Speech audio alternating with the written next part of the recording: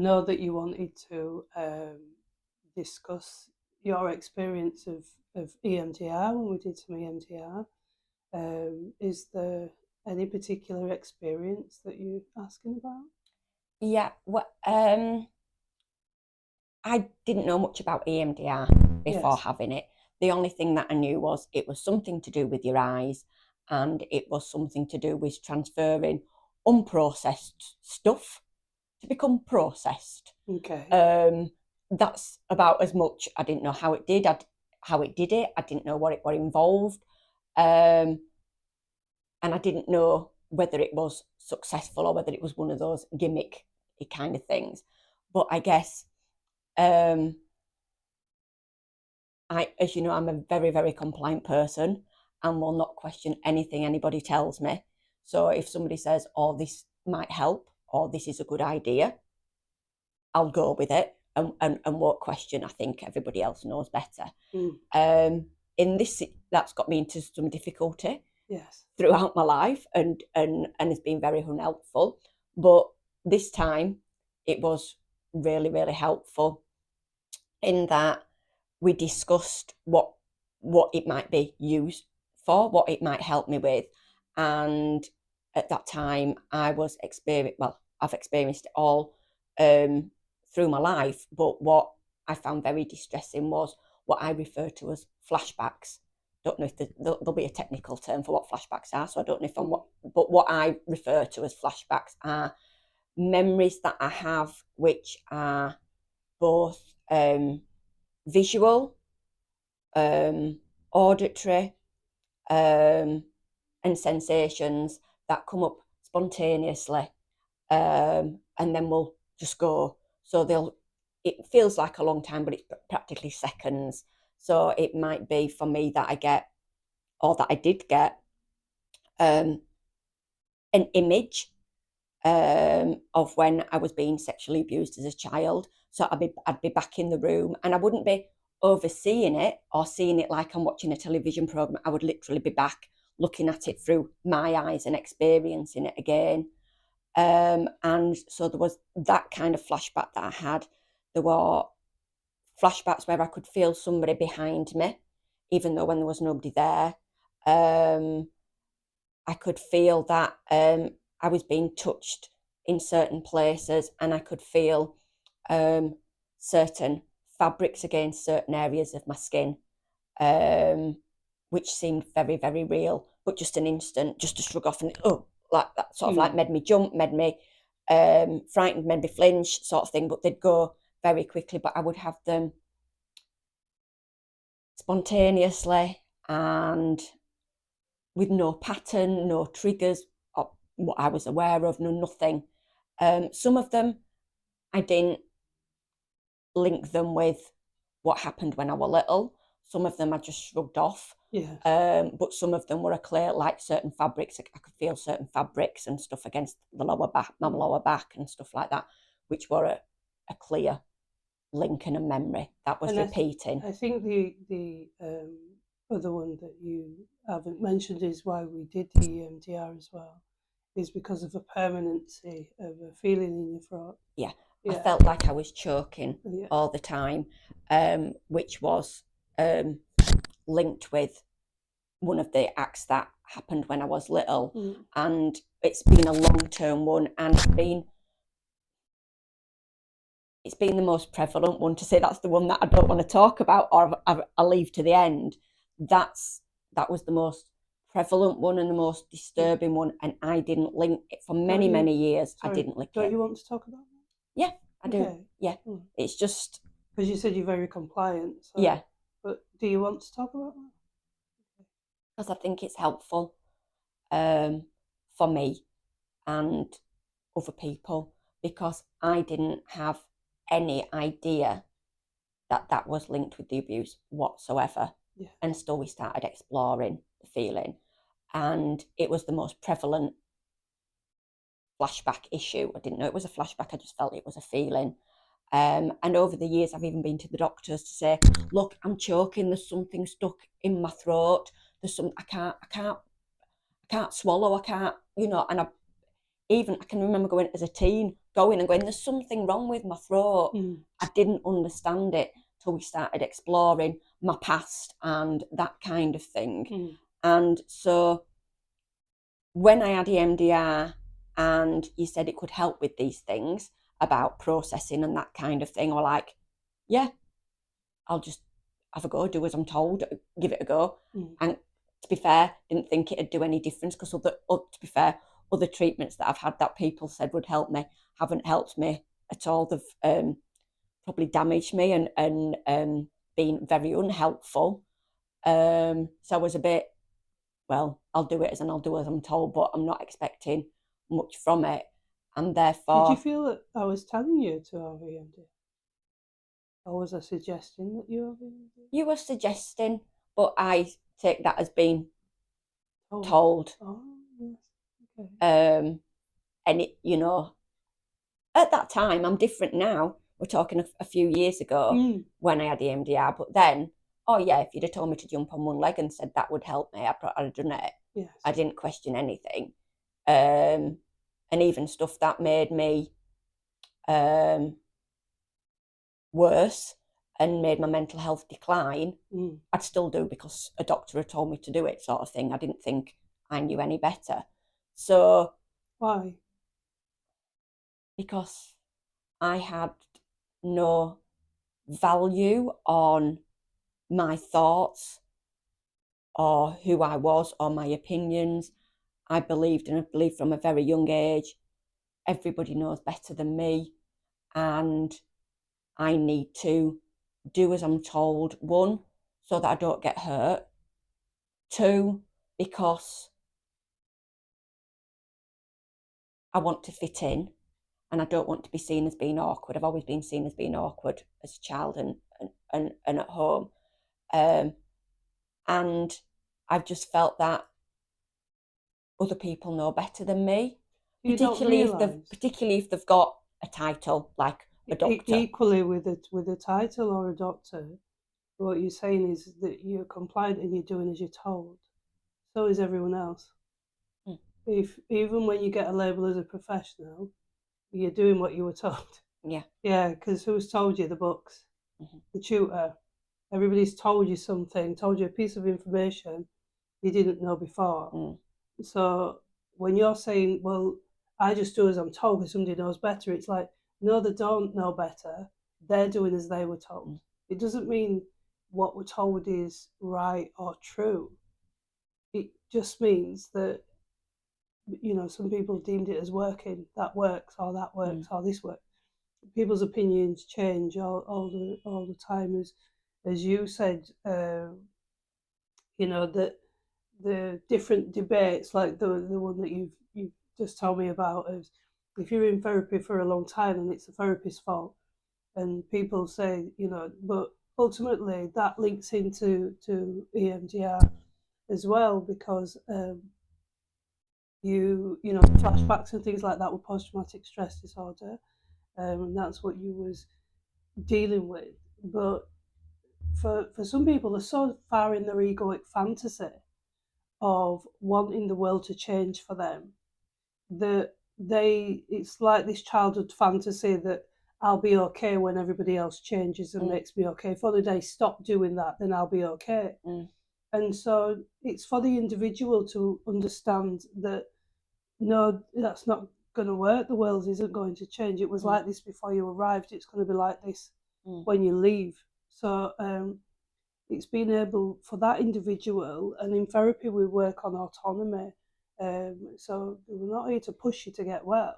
We're here to help you, but not to do it for you. Do you see what I mean? So yeah, I think I see therapy as very different before I had it. Oh my God, my illusion of what therapy was completely different now I've had it. Right. But I see it now as that it doesn't solve your problems, it helps you understand them. Exactly. And at a pace that you can deal with. That's it. And I get really upset when as a human being, not as a human doing. So in the human doing of the, you know, as we've invented time, it's how you done yet. But if you've been abused, no one says how you done yet. If if you're going through something all the time, how you done yet, unless it bothers somebody else about that, and then they'll say, go sort yourself out. But other than that, you know, when you're getting well, it has to be done in a couple of months or weeks. But, you know, or so many sessions. Exactly. And as a human being, you know, we're kind of treated as robots that, you know, you have a purpose in life and it's to work. Yeah, your purpose is to work. So in the culture or the cult, you're going to work. That's your purpose. You're going to be taught that when you, as I've said before, when you go to the factory learning machine, you're going to be taught must, should, have to, got to, but you're not going to be studied as a human being. You're going to be studied as a human doing, functioning machine more than anything else.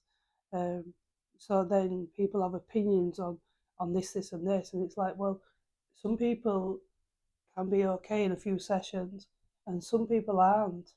And you know, if that person believes that everybody else is responsible for them, they're less likely then to get well, because you can't reach inside of a human being's body as a therapist and start twiddling bits about and say, okay, you're sorted now, you can leave. You know, that person has to do that for themselves because they're the one that's inside. And I find that I did when I read stuff and I'd heard people say about if you're in therapy a long time, it's because your therapist is rubbish and this, that and the other. And I find that really unhelpful. And I find it really not seeing people as an individual, seeing people like as a stereotype. If you've been through this, you need so many sessions. If you need more, there's something wrong with you, or there's something wrong with your therapist. Yeah, but there's nothing wrong with the rest of the world or anybody. And I felt a lot of blame and a lot of guilt and a lot of uselessness because I wasn't getting well in the timescale that some people were saying. Back to that, what you learn at school is good enough and not good enough. Yeah, you got 10 and could do better. So you could do better and the therapist could do better. Needs to try harder. It was all those kind of things. Okay. And as usual, we digressed. But going back to EMDR, yes, I did listen to what you said. You might have said, shall we try it? I heard, we're trying it, it'll be helpful. You're doing it. I did it. Very, not a scary experience or anything like that, which I thought it might be. You don't get electrocuted, or you don't, you know, it's nothing bad. And it's not hypnosis either. No, it's nothing bad. I'm fully aware of what we were doing. It seems easy and straightforward, not complicated. And it wasn't till after that I thought, oh, I'm not experiencing these flashbacks anymore. And it really changed that aspect of my life. I still have issues with my throat, but not as much as what I had. But the visual flashbacks have gone, the sensations, the feeling things, they've totally gone. Yes, I can recall them. It don't give you amnesia or make anything go away. I can recall them, but I don't have that spontaneous memory or that spontaneous reenactment.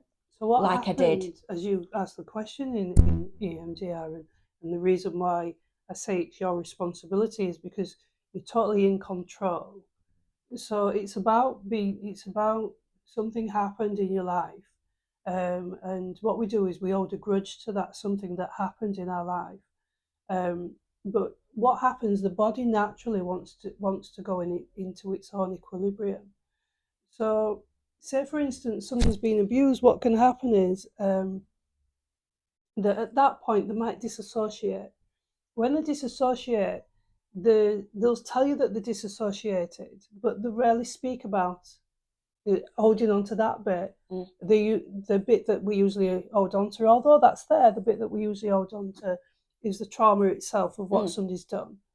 So, but it's forgetting that while that's happening to you, a traumatic or a rape's happening to a child, the child will disassociate to try and to get as far away from it as possible, because the brain wants to keep you safe from something. So that's what it's doing. So to bring you back in an equilibrium, what it'll do is when you then begin to ask, where did you go? You know, it's like, I went to the moon, or I went somewhere. What was it like there? So they would have then known this was happening but disassociated to somewhere else, and that's the body trying to bring you back, its natural source to try to bring you back into balance. So what people do when they hold a grudge is they hold a grudge against this experience, and the person, and then they have a story around that they can't be right until there's, you know, some form of retribution and justice and, you know, validation and all these kinds of things, that they can't be right until that person's caught, or, you know, and things like that. So it's all that a person has to, you know, that's dealing with, and they're grieving a part of themselves that's been lost as well to that trauma. So quite often people will feel fractured in that they've lost a sense of themselves, that a core part of themselves has been taken because that person that did that barbaric act, you know, that savage act on the child has taken it. So what EMDR does is, because you're holding that in your nervous system, then the body believes it doesn't know you're not doing something. Now, if you told a joke that somebody told you, you'd still laugh. Your body would still react to it and laugh, unless you didn't find it funny, but you'd still laugh, wouldn't you? Because it doesn't mean they're not telling you the joke now. It means that you're experiencing it. If you're daydreaming about something really nice, it's going to make you feel good because you daydream about it. So even though it's not happening, you know, to you right in the moment, because we're daydreamers. When you daydream about a horror all the time, or something triggers it. So you said, I felt like somebody was on my back. Well, I remember when you saying that you felt like somebody was on your back when you were sat in the car, because the seat was very close. Car seat was very close to your back. Quite often when you sit on the seat, you'll sit forwards, but with a car, you can't really do that as much, can you? So that's touching your back. So that's a trigger. She had these, you know, all these triggers going on as well. But because you elected to, in the EMDR, take responsibility for them, I'm going to look at that, as I explained to you. You know, you can be right in it, depending on how much, if it's processed. So you took it all in on your emotional side, the right hemisphere of your brain, and it gets processed over to the left, kind of the filing cabinet, and then you can remember it, but it's no longer in, you know, sat there in your nervous system, replaying it over and over again, because you're now willing to let it go. So the thing is, when we have trauma, is that we can hold a grudge to that. And so that means, you know, when you can say, can I forgive the person?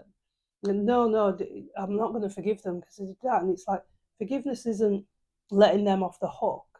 You can forgive somebody that's in prison. It doesn't mean they're going to get let out of prison. It doesn't mean that. It means letting you off the hook. It means saying, can I let this go? Because the only person it's hurting is me. The only person who's reliving it is me.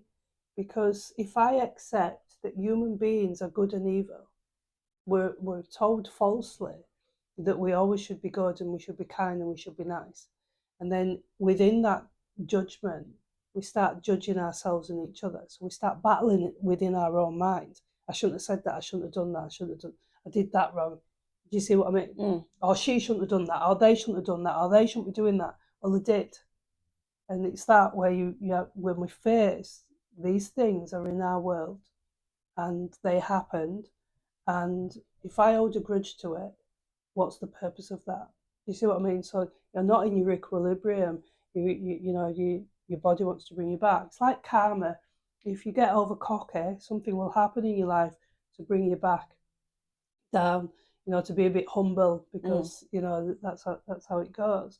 So for you, when you went through that process, you could see the other images that was going on in the room as well. And then the level of understanding of, in this equilibrium, when it brings you back to your equilibrium, you think, what have I learned from that person that barbarically raped me? What could I take forward from that experience into my life if I'm not stuck in it? Do you see what I mean? So for you, what it's done for you is you've used that experience to be able to help others. And so without that experience, we wouldn't be sat doing the videos, because we wouldn't be sat here anyway.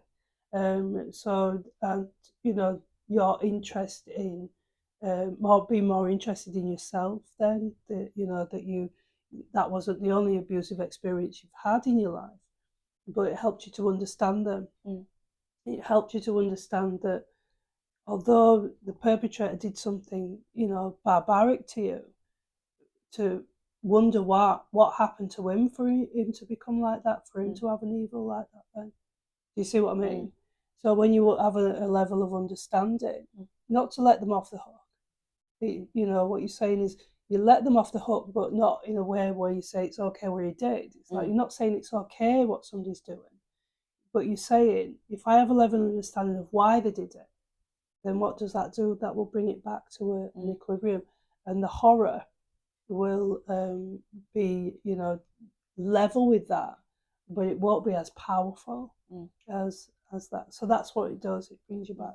I think one of the things that it did as well for me is, like you've mentioned about dissociation, and for a lot of years I sort of beat myself up or berated myself because I had gaps in my memory. Yes. And I felt that I couldn't get better or move on until I remembered every single thing that happened to me in the abuse. And it's through this process and everything else that we've done in therapy as well that I've come to understand that, one, I don't need to remember everything because what I remember is bad enough.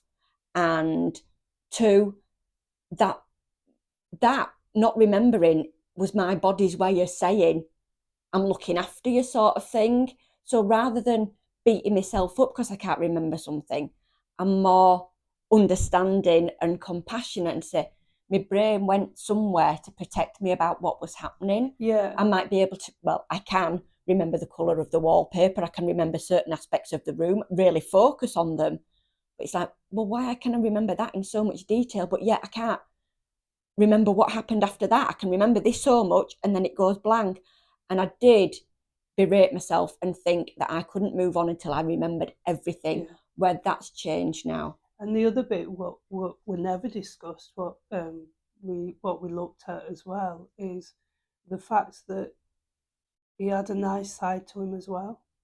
And that, that can deter some people from saying they had a nice side to them as well, because, they can believe that it's about society believing you. So you can't, not just about society believing you, that you don't want to look at that person as that they had a nice side to them. And some people do and think, might feel, oh, well, they had this nice side to them, because we don't want to accept them as an all, as a good, and I want to see him as horrible, and I didn't want to horrible. I want to see him all good, all bad. Like that, instead of saying, actually, we all have a balance. We're all good or bad. We have this fickle story, these ridiculous lie stories in society that we're brainwashed with, that we believe because we'll believe it, make it okay based on a story. So I was speaking to somebody about eating meat, and so I have nothing against people that want to eat it, but looking at it, to me, it looks, and I used to eat meat, but I don't see it as meat now. I see it as a dead body. And I just see these dead bodies, in the supermarket.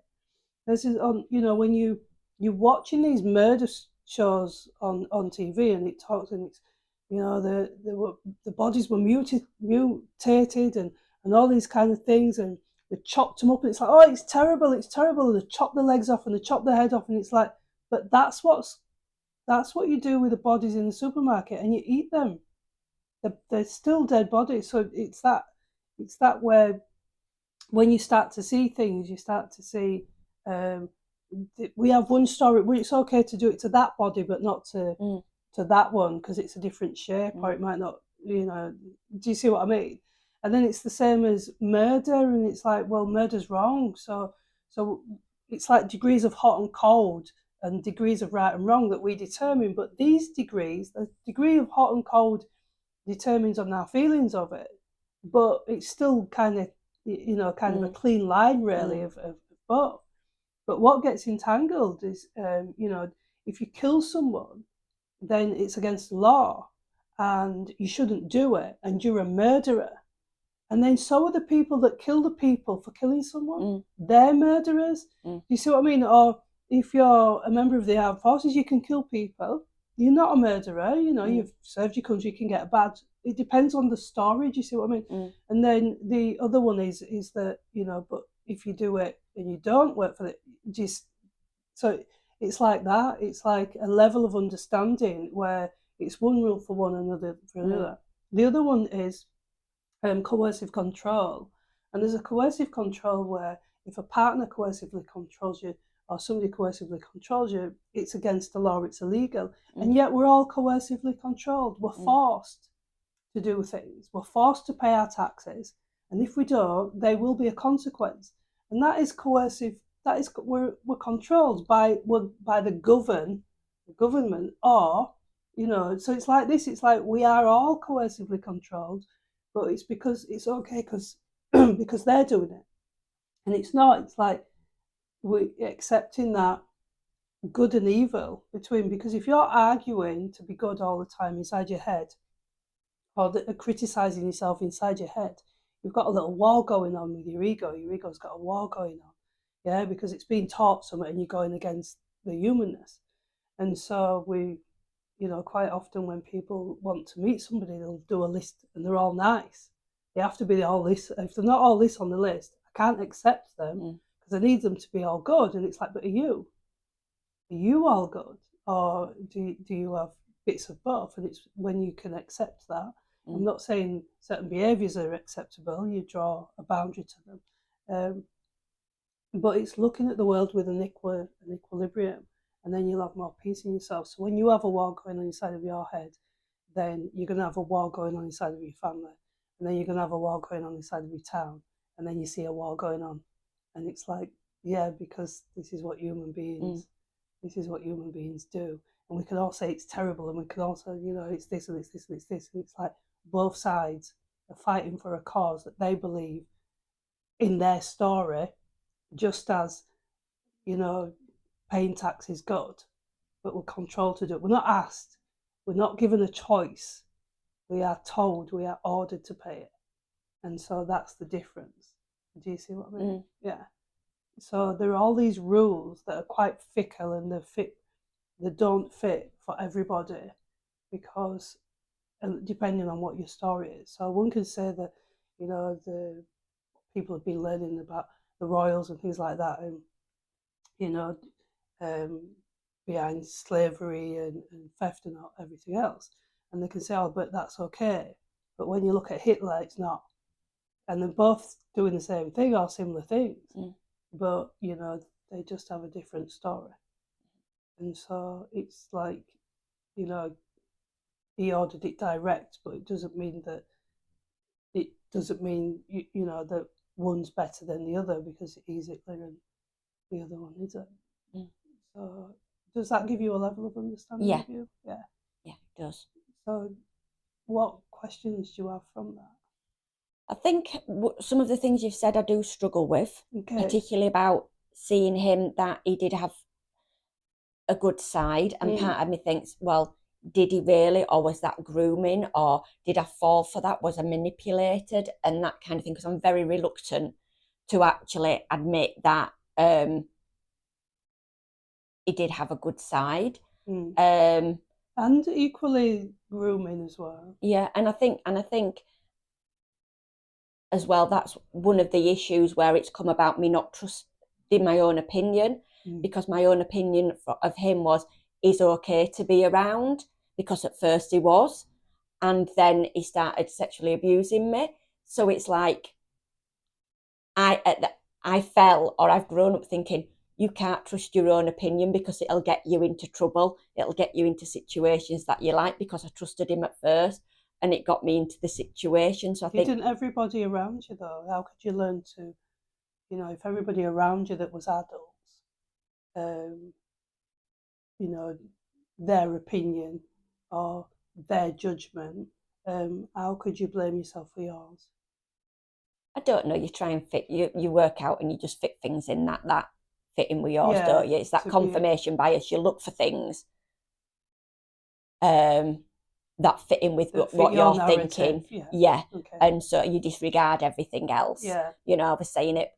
And can you then, when you look at yourself as a human being who does that, can you see how the majority of society does that? They will base something based on their own experiences and their opinions based on their own experiences, and try and make it true for the rest of the world. Yeah. I can see it now. Have exploring and talking about and understanding things really helps me reflect on how I think. And you know, like I have all my life, I've thought that there's bad people and nice people, but the nice people are just the ones that haven't shown the bad side yet, so they're the ones you don't trust. Because of my experience when I was little, I was much more comfortable around people who were not good people, who were bullies in the workplace, who were narcissistic. I know we use lots of terms casually, but I have had those experiences with those extremes, but I felt more comfortable around those people because I know what they're capable of. I know how far they'll go. I'm not surprised or shocked, and I feel safer with those kind of people than I do with nice people, because I just think, when are they going to turn? When are they going to be like him and swap and abuse me, hurt me, or do something wrong? So I feel more comfortable around people with horrible risk assessments, people who are cruel, people, whatever. One of my safe, and it's not because they're horrible or anything, but they are unpredictable. One of the safest places I was as an adult was when I was in a psychiatric hospital, in a general psychiatric ward, because I knew everybody was upfront about the behaviours, everybody was open and honest, and I felt more comfortable and more safe in that environment than I did around any other environment. Well, I guess that, you know, in looking at that as well, is that the people in the psychiatric hospital will probably react into an abnormal situation to the world outside of them. So, but that's what what everybody's doing. The other thing that you said as well is not being around nice people. If we dislike somebody or somebody irritates us, that's because there's something about them that we don't want to look at it within ourselves. So when we dislike something in ourselves that we do, you know, so people might, oh, I heard her talking about me and she was saying this and she was saying that and she did this and she did that, and it's like, because you do it. Do you know, when I spoke to you, the world is the mirror to who you are, and if you do something and somebody does it that you dislike, you know, people go, oh, look what the children do. I wonder where they get that from. Well, no alien came down and showed them it. It's like they do it because you do it. And the side of us that we don't want to see that we do that, because we'll make excuses up for and go, oh yeah, but it's different the way I do it. Do you see? And we can do it not only with our family members, with other people as well. As, yeah, but I don't do it as bad as her, and start making excuses for that kind of side of it. And it's looking at that and saying, if we accept that we do it, if we accept that the balance is that we're, you know, whatever you want to call it, good and evil, good and bad, or whatever, we have both, just like hot and cold, light and dark. Whatever created us, you know, man can't make an apple and he can't make a baby. Yeah, can't do those things. Not that I know of, anyway. And we've been given these gifts. Something else made us, and you know, gave us these gifts, and it made it all in balance. So whatever goes on, we can fight against it, or we can accept it within our own minds. And then if we can do that within our own minds, then everything calms down. And it does. Yeah. Even though I have fought against it and not believed it. Yeah. It does. When you stop fighting against it and you accept it, it calms down. So if it calms down in you, because you did the work inside of yourself and you didn't want the world to change, you said, I accept the world for the way that it is.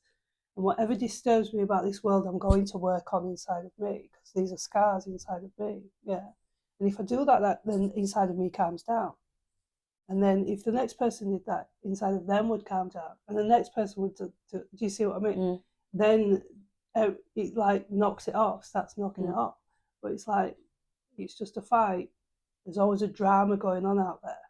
There's always, you know, everything's danger. We're constantly being given danger messages and all this kind of thing. And it's like people doing it to people. How do you feel after that? Okay. Good. Shall we end there? Yeah. Okay. Thank you.